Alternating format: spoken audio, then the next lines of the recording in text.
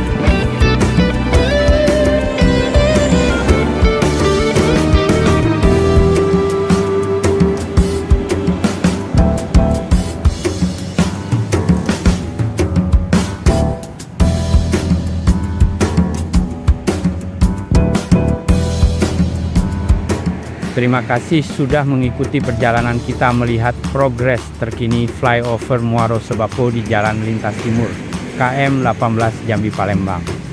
Jangan lupa untuk like, komen, dan subscribe agar tidak ketinggalan update pembangunan infrastruktur lainnya di Jambi. Sampai jumpa di video berikutnya hanya di drone Siginjai. Wassalamualaikum warahmatullahi wabarakatuh.